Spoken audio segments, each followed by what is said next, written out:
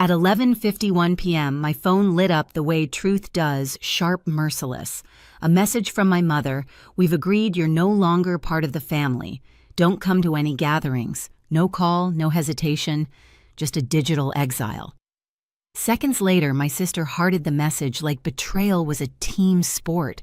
I didn't cry. I didn't ask why. I just opened my laptop, pulled up every bill, every account, every payment I'd made for them, and started clicking cancel. By 12:03 a.m., their world started flickering in the dark. Before I tell you what happened next, tell me, where are you listening from, so I know I'm not the only one who's ever had to turn the lights off on family. When the screen went dark, the silence in my apartment felt heavier than the city outside. The hum of the fridge, the faint tick of the wall clock, it all sounded like witnesses. I sat there, hands still, on the keyboard, heart steady in a way that scared me. Anger wasn't loud this time. It was clinical. For years, I'd been the silent investor in their version of family, the mortgage that never defaulted my name, the car insurance that somehow renewed itself, my account. Every late bill, every emergency, every tearful phone call that began with, "We just need a little help this month," I'd covered it. I told myself it was love, responsibility, the right thing to do. Now I realized it had been a subscription with me footing the bill. I looked around my apartment. Everything was neat labeled, color-coded, my coping mechanism after a childhood spent in chaos. I'd built order out of noise. But tonight the order turned against me. Every neatly filed receipt, every automatic payment felt like a paper trail of my own gullibility. I used to think love was endurance, that if I stayed quiet and kept giving, they'd eventually see I was worth keeping.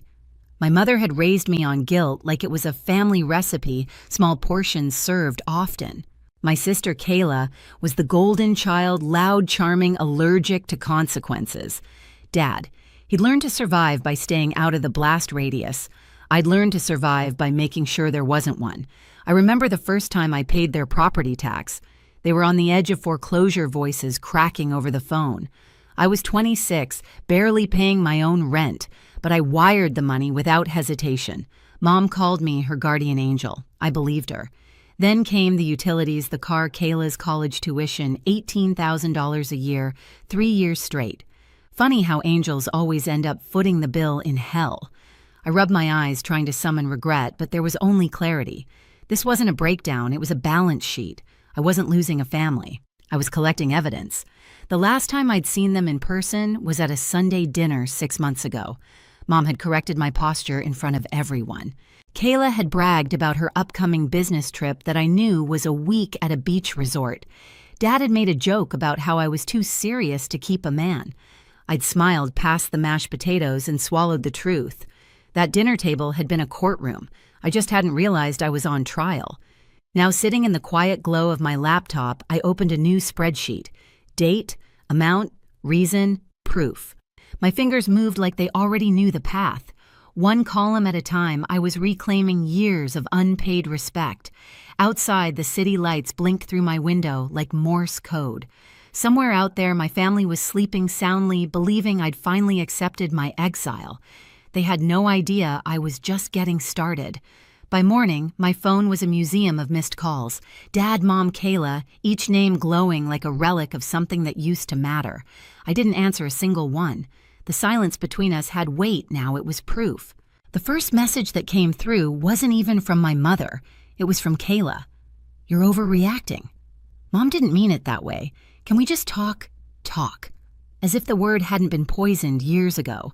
I read it once, then again, and realized there wasn't a single apology in it, just control wrapped in concern. I deleted it and went back to my spreadsheet. Each line I filled was a memory turned into math. The exact day I'd covered Kayla's tuition, the overdraft fees from when Dad borrowed my card for gas the month I'd skipped my own rent to pay their property taxes. Every dollar was a story, and every story ended the same way, with me cleaning up their chaos. At 9:00 a.m., Mom finally sent an email. No greeting, no apology, just, "We need to talk about what you've done. You've created a mess. Call us immediately." Not a word about what she'd said the night before. No mention of the exile. Just a demand to resume my role, fixer-buffer peacekeeper. For the first time I saw it clearly, the family I thought I was saving had never wanted saving. They wanted a secretary. I typed back, "I'm busy reconciling accounts. You should do the same." Then hit send. The phone rang instantly. I let it buzz until it stopped. By noon, the panic started spreading. A text from Dad. "Can you please explain what's going on with the utilities? Your mother's losing it." Another from Kayla. "Why are you doing this? You're ruining everything, as if my silence was the crime, not their betrayal. I opened my banking app, scrolled through years of transactions, and felt something shift. The guilt that had been tattooed into my bones began to fade. It wasn't anger now, it was precision. Cold, deliberate, focused. By 3:00 p.m., they'd tried every tactic, anger, pleading, nostalgia. Mom even posted a vague Facebook update. Some people forget who raised them once they start making money. Pride comes before destruction. It got 36 likes, mostly from relatives who hadn't spoken to me in years. I didn't respond, but I saved a screenshot. That was the moment the scales tipped, not just in the accounts, but in me. For the first time, I understood that silence could be strategy. At 6:00 p.m., I called Julia. She'd been my friend since college, now a family law attorney who specialized in messy inheritances. "I think I'm ready to stop playing accountant," I said. She didn't ask for details, just replied, "Then start documenting everything. We'll make it official." That night, I went through every email, every payment, every transfer, labeling and archiving them like evidence. The more I organized, the lighter I felt. By midnight, my inbox looked like a courtroom, and for the first time in my life, I wasn't the one on trial. By the second night, the quiet had a rhythm, the kind that comes before a storm breaks. My laptop glowed in the dark, each tab a doorway into years of unpaid gratitude. Mortgage, insurance, tuition, taxes. They'd built their comfort on my silence, and I was done paying for their peace. At 11:00 p.m., Julia called. "Everything ready, every receipt I said, every transfer, good. Then you're not asking for repayment, Sophia. You're enforcing it." She told me exactly what to write. A formal notice, calm, factual, lethal. Subject line, outstanding balances, Johnson family account. Body, this email serves as formal notice of reimbursement due. You have 30 days to initiate a repayment plan before legal action is taken. No anger, no threats, just truth in business language. When I hit send, the silence that followed wasn't empty. It was alive. 12 minutes later, the first response came in. "Dad, let's be reasonable." "Mom, how could you do this to us, Kayla? You're insane. You're ruining the family." I stared at their words, steady, detached. Every message sounded the same. They weren't shocked by what they'd done. They were shocked that I'd stopped playing along. At 12:03 a.m., my phone began lighting up like a crime scene. Calls, messages, voicemails. The panic had started. "Turn the lights back on," Mom shouted on one voicemail, voice cracking. "We'll fix this tomorrow." But tomorrow had already arrived, and they were the ones in the dark. Julia's email popped up seconds later. "Perfect. Forward everything to me. We're filing a demand letter by morning." I sat back in my chair, watching the cursor blink over my name, Sophia Johnson. It hit me how many times I'd signed that name to save them on checks, leases, contracts. Every signature had been a promise. Tonight, it became evidence. At 1:00 a.m., another message from Kayla. "You think this makes you strong? You're heartless, heartless." The word used to hurt. Now it felt accurate, necessary. My compassion had been a luxury they'd overdrafted for years.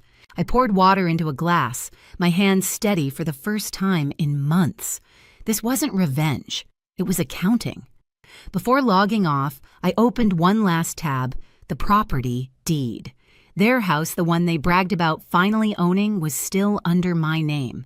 I'd never transferred the title, out of caution, out of instinct. Now that instinct was power. By dawn, Julia had sent the first draft of the legal notice for me to review. She ended it with one line that made me smile. "They said you were out of the family. Let's make it official."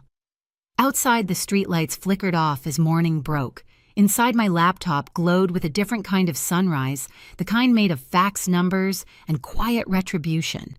For the first time in my life, I didn't feel small or forgotten. I felt precise.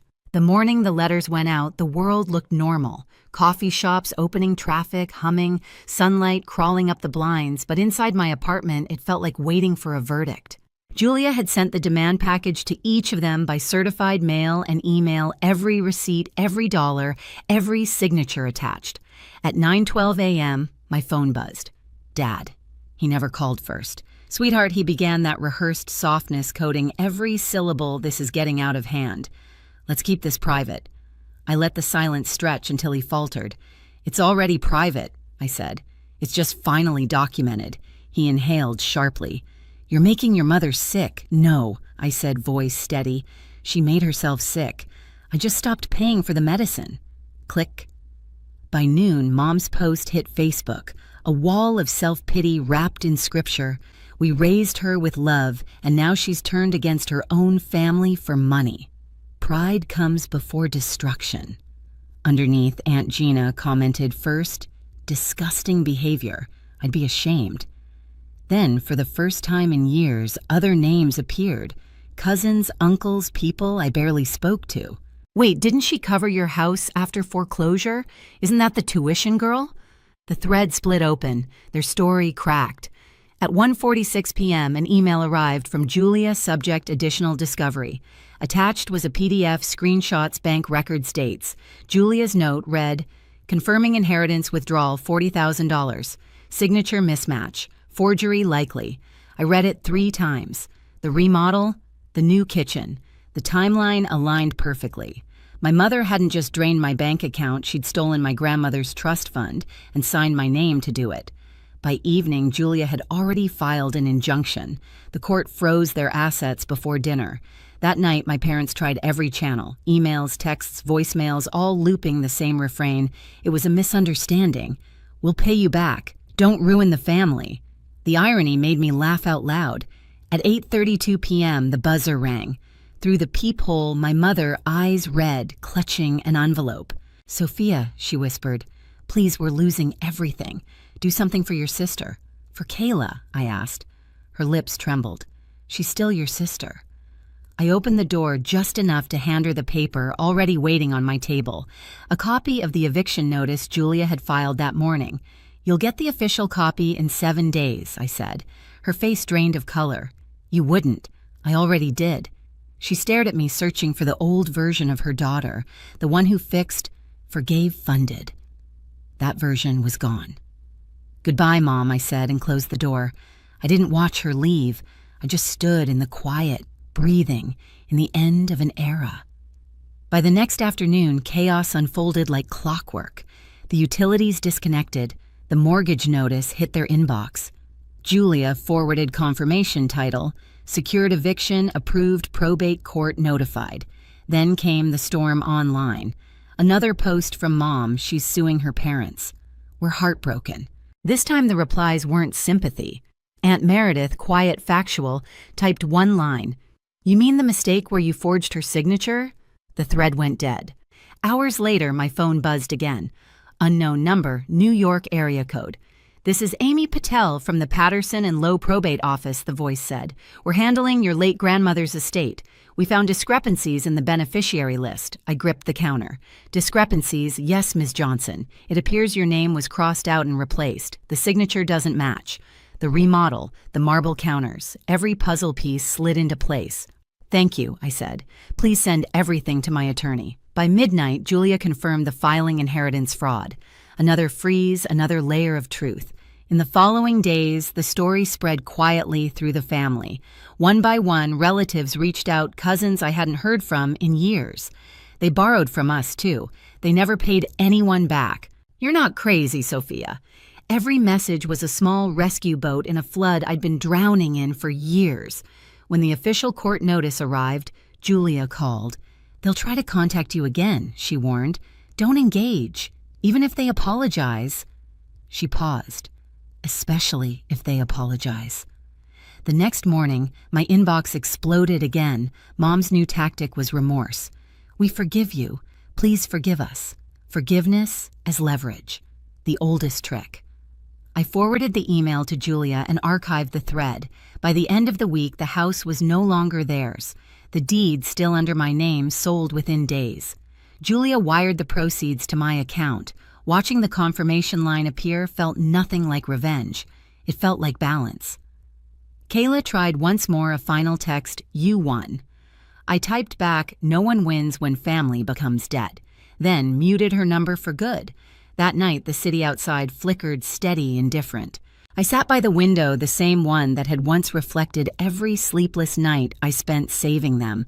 Now it reflected something new, me alone, but unburdened. Somewhere out there, they were learning how to live without me, and for the first time in my life, I didn't feel guilty for letting them. By the time the court finalized everything, weeks had passed in a strange, quiet rhythm. Julia sent me a short email. Case resolved. Repayment agreement signed.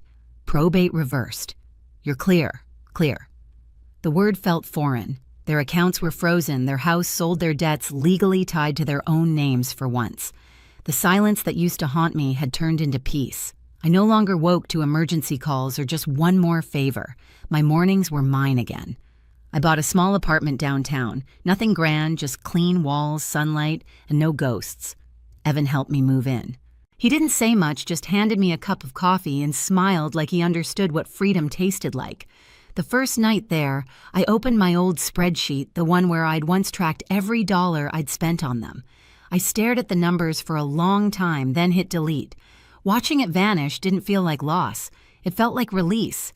Word got around that my parents were renting a small house outside the city. Kayla was working part-time somewhere she hated. I didn't feel satisfaction, just distance. They were finally living the life they'd built without me holding it up. That night, for the first time in years, I slept through till morning. No guilt, no noise, just the steady, quiet hum of a life that finally belonged to me. A month later, I visited my grandmother's grave. I laid down tulips, her favorite, and whispered, "It's done." The wind felt like an answer. Peace isn't loud. It's quiet, steady, earned. If you've ever had to walk away from the people who broke, you know this. You're not alone, and you're not cruel for choosing peace. If this story hit home, explore the Family Betrayal playlist for more true stories like mine, and don't forget to subscribe and turn on the bell so you never miss the next chapter.